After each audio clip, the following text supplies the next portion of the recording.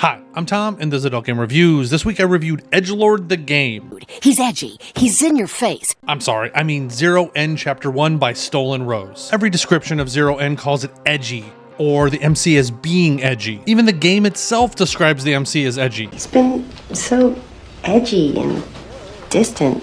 And I'm here to answer the question, is the MC really edgy, or is he just a poser trying too hard?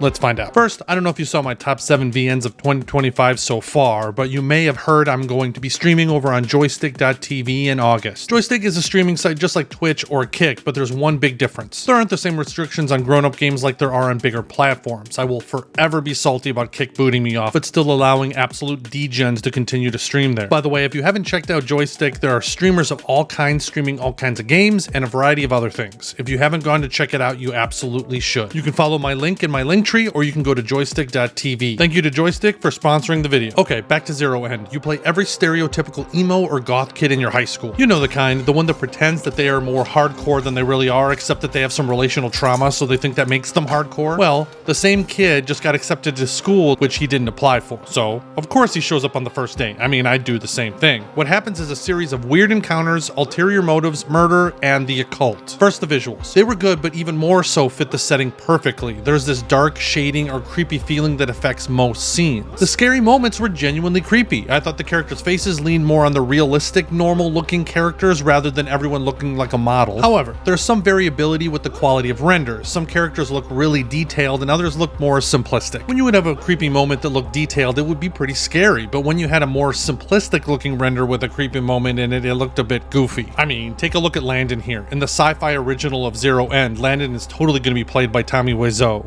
I did not hit her. It's not true. It's bullshit. I did not hit her. I did not.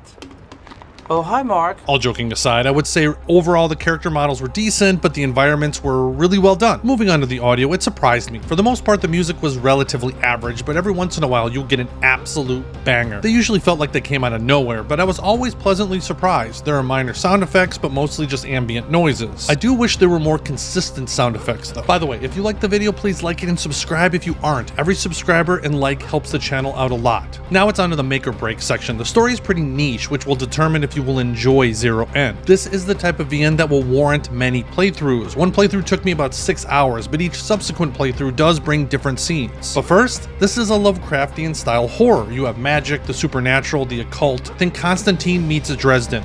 Consider us even, John Constantine. Constantine. Is it? I don't care. I love this kind of stuff, so for me it was right up my alley. The writing could be a bit simplistic at times and there were some awkward sentences, but the lore and the world building were so good that I didn't really care that much. I felt like we were riding along with the MC on this journey where he should be dead. It's dark, brooding MC who isn't as powerful as everyone around him, but what he lacks in power, he makes up for in intelligence. This trope has been done a billion times, but when it works, it really works, and I do think it works here. One issue I had that I have to bring up is the story can feel disjointed. There were times where we just kind of jumped into a scene where there was zero explanation about what was happening. It truly felt like the characters knew more about things than the reader did. I dislike it when stories have too many lore dumps, but this felt like we could have used one actually. You do have choices throughout the story that change things in interesting ways. You have 8 deity choices at the very beginning, which gives you different stats depending on which deity you follow. Then there are a variety of choices throughout the VN that can drastically change the path the story takes. I made one choice that basically ended my whole playthrough that I don't regret. That's my credo.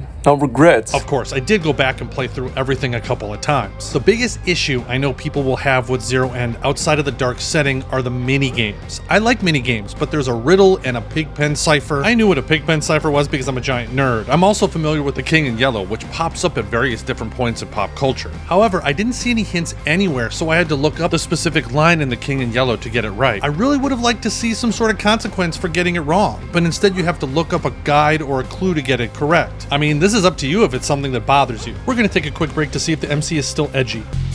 Eat my shorts. What was that?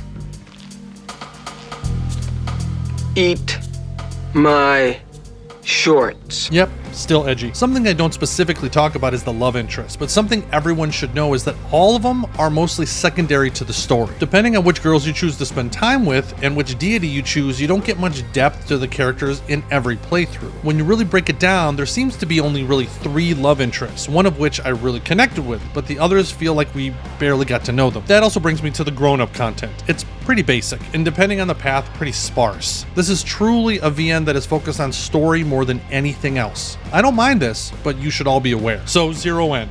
I enjoyed Zero End. I love Lovecraftian style horror. I mean, if you don't follow the rules, students die, and the school's pretty chill about it. If he dies. So, this is a play for me. Is this the best VN I've played all year? No. But was it fun? Yeah. It really felt like something different, and no matter how much of a poser the MC is, I was still rooting for him. I want to thank Joystick.tv for sponsoring the video. I want to thank all of my backers on Patreon and Subscribestar. And if you haven't seen my follow-up review of Glowing Stones, you can check it out right here. Thanks again.